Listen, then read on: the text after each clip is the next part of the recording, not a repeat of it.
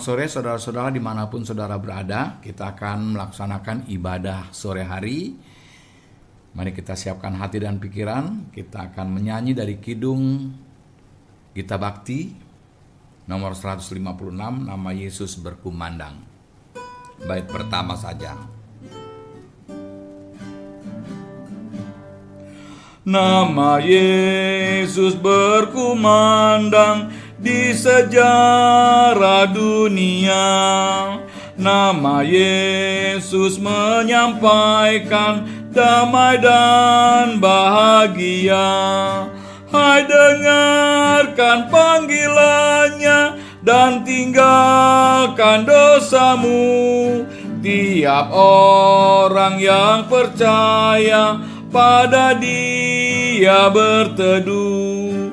Yesus, kaulah surya rahmat, kau kobarkan hatiku. Bersyukur di jalan selamat, aku puji namamu. Mari kita berdoa sebelum kita membaca dan mendengarkan firman. Kita berdoa. Kami bersyukur ya Tuhan karena sampai pada sore hari menjelang malam, Engkau masih berkenan kepada kami dan memberikan semangat untuk kami beribadah, bernyanyi, dan mendengarkan firman-Mu. Karena itu sekarang dampingi hati dan pikiran kami, supaya ketika kami mendengar pembacaan dan pemberitaan firman, kami sungguh-sungguh dikuatkan, karena kami percaya bahwa kami sedang disapa oleh Tuhan sendiri. Karena itu Tuhan, berfirmanlah, karena kami anak-anak-Mu sedia untuk mendengar. Amin. Pembacaan kita pada minggu sore hari ini terdapat dalam kitab Markus, pasalnya yang kelima ayat 1 sampai dengan yang ke-13. Demikian pembacaan kitab suci. Lalu sampailah mereka di seberang danau, di daerah orang Gerasa.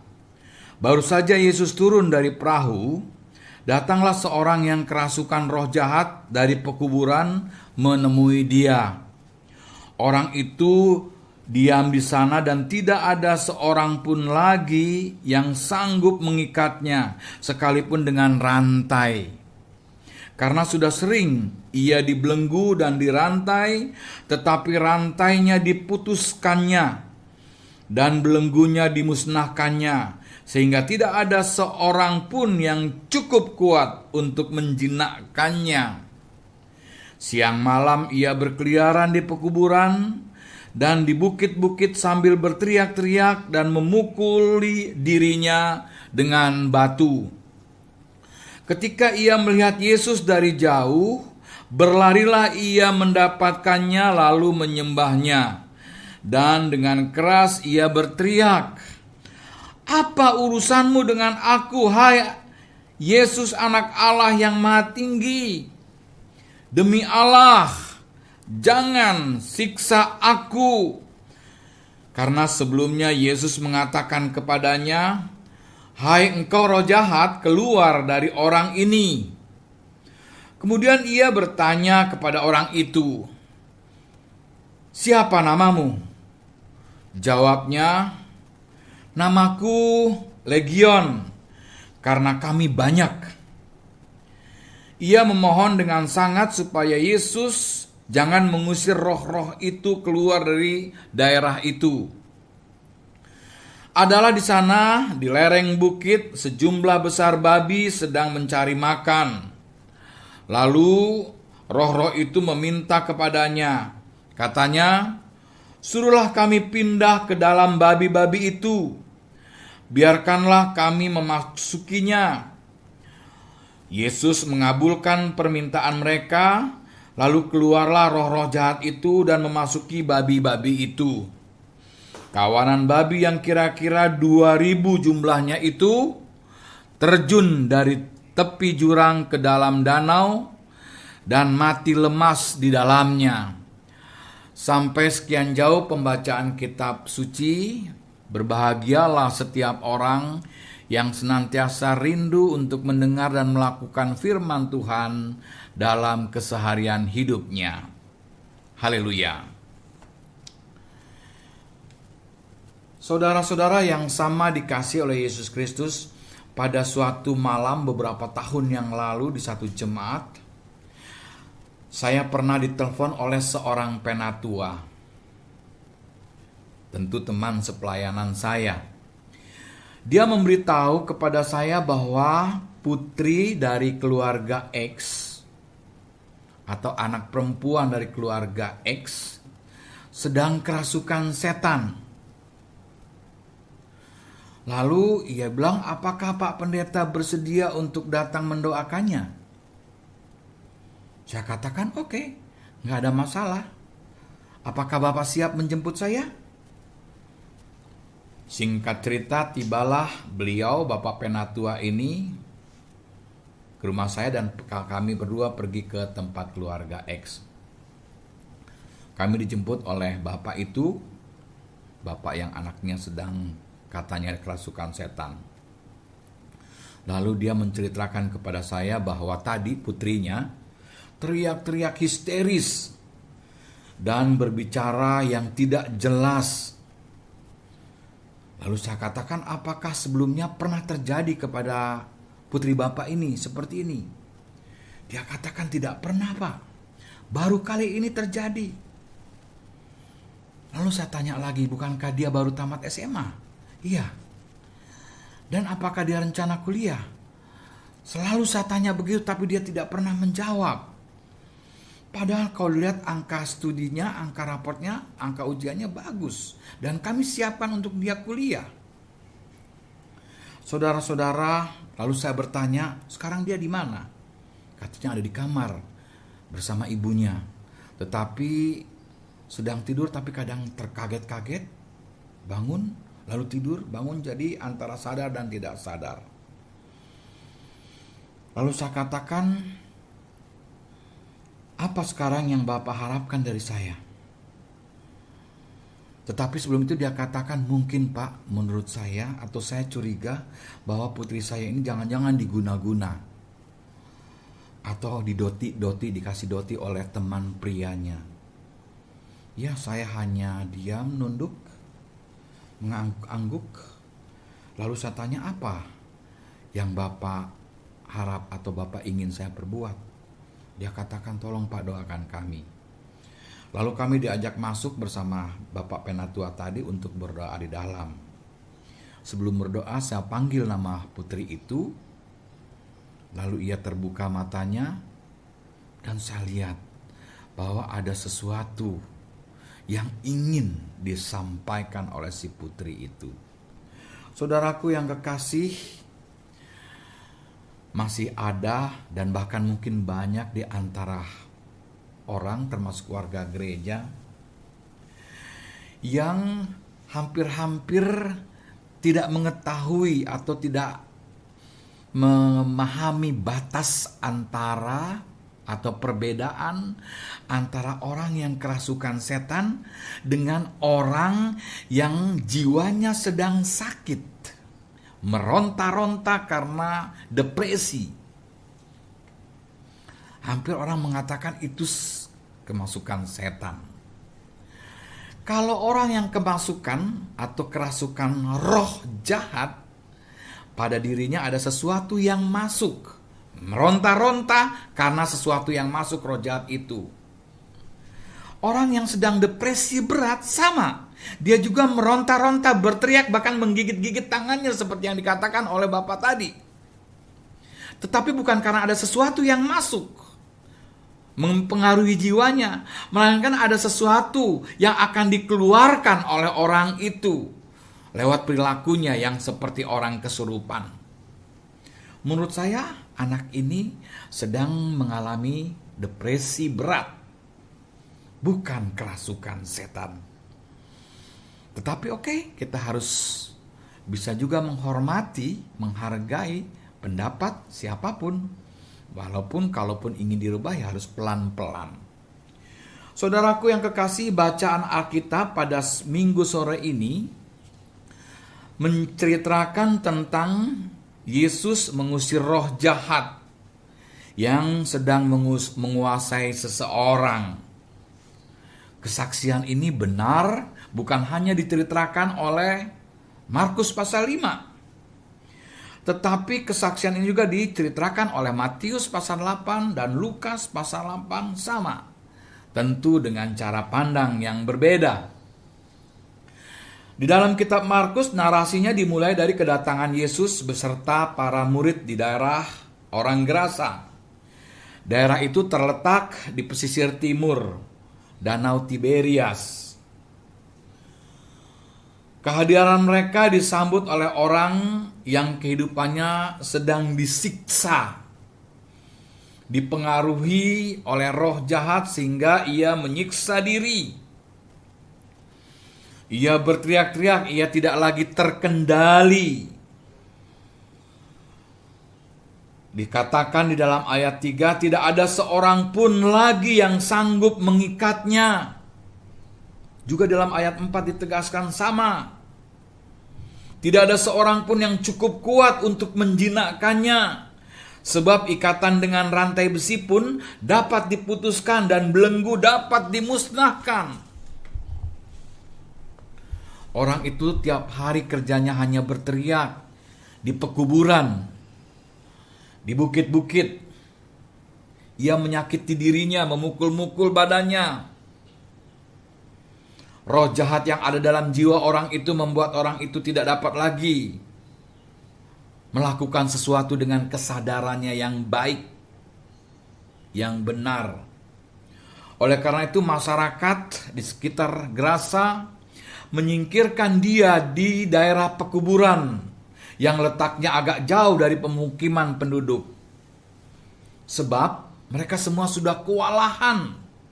Mereka juga ketakutan menghadapinya karena kuatnya orang itu.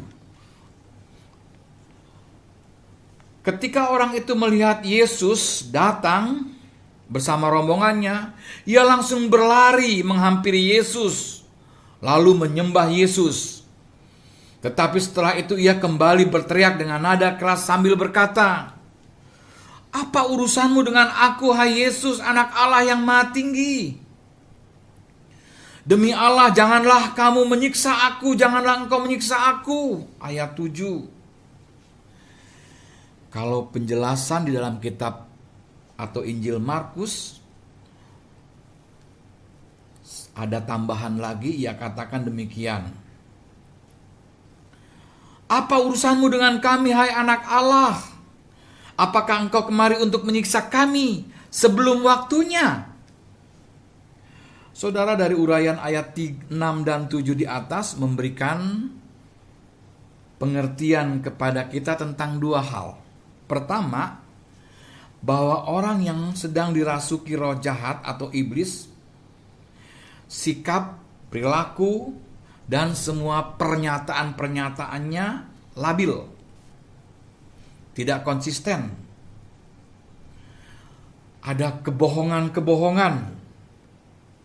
Mengapa? Sebab ada dua roh yang sedang berkonfrontasi, saling tarik-menarik untuk menguasai diri orang yang sedang kerasukan itu. Tarik-menarik antara roh iblis dengan kesadaran atau roh kesadaran orang itu. Dan ini bukan saja dapat mencelakakan atau membuat orang itu tidak berdaya, tetapi juga akan berdampak kepada lingkungan dan masyarakat sekitarnya. Hal yang kedua, bahwa ternyata bukan hanya para murid Tuhan Yesus yang tahu bahwa Yesus adalah anak Allah, juru selamat. Tetapi ternyata iblis pun tahu. Bahkan iblis pun kelak sadar bahwa dia akan mendapat hukuman. Tetapi bukan sekarang waktunya. Dari narasi ini maka kita diberikan pengertian bahwa tidak selamanya orang yang menyebutnya nama Tuhan dan bertindak atas nama Tuhan adalah benar-benar dilakukan dalam kesadaran, apa yang dibuatnya itu dalam kesadaran bersama dan untuk kemuliaan nama Tuhan. Bahkan mungkin itu adalah dari pengaruh kuasa-kuasa atau roh jahat. Karena itu kita harus berhati-hati dan tidak mudah mempercayai orang dengan mengatasnamakan Tuhan. Ternyata iblis yang merasuk dalam tubuh orang itu tidak hanya satu, tapi banyak, dikatakan legion. Dan iblis-iblis itu meminta agar Yesus tidak mengusir mereka keluar dari daerah itu. Jadi jelas bahwa memang yang dipengaruhi hanya satu orang. Tapi dampak pengaruh iblis adalah satu daerah. Bisa terkena dampaknya. Karena itu dia minta jangan saya dikeluarkan dari daerah itu. Kemudian roh itu meminta supaya mereka ditempatkan di tempat yang lain agar tetap bisa eksis. Ia meminta supaya Yesus mengusir mereka keluar. Yesus mengabulkan permintaan mereka, yaitu di tempat yang lain adalah babi-babi. Yesus mengabulkan permintaan mereka lalu menyuruh mereka masuk ke dalam babi-babi itu. Maka 2000 ekor babi itu masuk ke dalam danau, lompat ke dalam danau dan dikatakan mati lemas. Saudaraku, pesan apa yang mau disampaikan kepada saya dan saudara lewat kesaksian Markus pasal 5 ini? Yang pertama, kuasa roh jahat dapat memasuki dan mempengaruhi siapa saja. Bahkan kemungkinan juga terjadi kepada orang yang mengaku percaya kepada Yesus, tetapi sebenarnya tidak dengan sepenuh hati. Atau percaya tetapi tidak melakukan perintahnya. Jika narasi dalam perikop Markus ini terjadi di Gerasa, yaitu daerah yang mayoritas bukan orang Yahudi. Tetapi dalam pasal 1, Kitab Markus ayat 21 dan 28, dikatakan peristiwa kerasukan setan itu terjadi di rumah ibadat. Jadi dengan kata lain, sebelumnya terjadi juga orang yang kerasukan setan, yaitu di rumah ibadat, di sinagoge yang ada di Kapernaum. Dikatakan dalam ayat 23 pasal 1 demikian. Pada waktu di dalam rumah ibadat itu ada seorang yang kerasukan roh jahat, orang itu berteriak-teriak. Sama yang terjadi di Gerasa. Orang itu berteriak juga. Lalu berkata, "Apa urusanmu dengan kami, hai Yesus orang Nazaret?" Dan seterusnya. Lalu pasal dalam ayat 25 dikatakan, pasal 1, bahwa Yesus menghardik orang itu, katanya, "Diam, keluarlah daripadanya." Lalu roh itu pun menggoncang orang itu sambil berdiri lalu keluar. Jadi setan juga bisa mempengaruhi orang-orang yang bukan saja berada di luar lingkungan gereja, tapi bisa juga terjadi dalam lingkungan gereja. Roh jahat yang merasuki seseorang atau kelompok orang selalu bukan saja menyakiti orang yang dirasuki, tetapi juga bertujuan akan merusak persekutuan atau lingkungan, sehingga lingkungan menjadi tidak sejahtera, sehingga lingkungan menjadi tidak aman dan nyaman lagi. Orang yang ada di sekitar menjadi takut dan terganggu. Karena itu pemulihan terhadap orang yang kerasukan setan juga sebetulnya berdampak bagi kebaikan banyak orang yang ada di sekitarnya. Tetapi rupanya kenyataan ini tidak disadari oleh masyarakat di Gerasa. Setelah mereka mengetahui ada sekian banyak 2000 ekor babi mati, maka mereka takut lalu mengusir Yesus.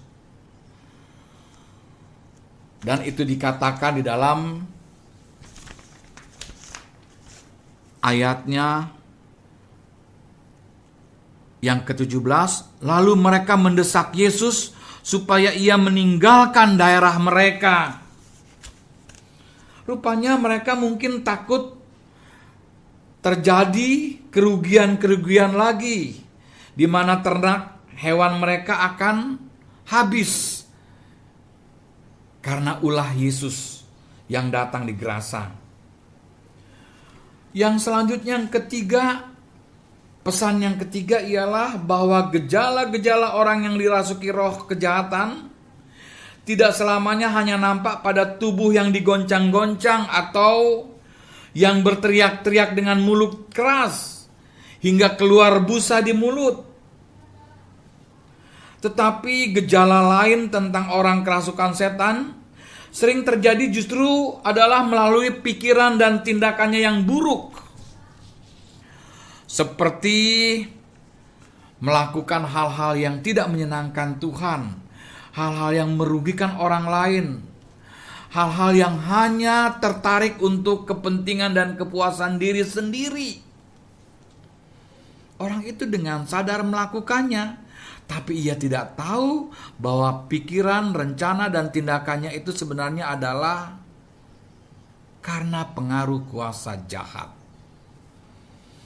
Itulah renungan yang dapat kita buat pada sore hari ini. Dan kita tutup dengan menyanyi dari Nama Yesus Berkumandang, baitnya yang kedua. Nama Yesus bercahaya di segala negeri, dalam terang penghiburannya pengharapan berseri. Nama itu mengenyahkan kegelapan dunia, kuasa dosa dikalahkan olehnya lah kasihnya. Yesus, kaulah surya rahmat, kau bermankan hatiku, bersyukur di jalan selamat, aku puji namamu.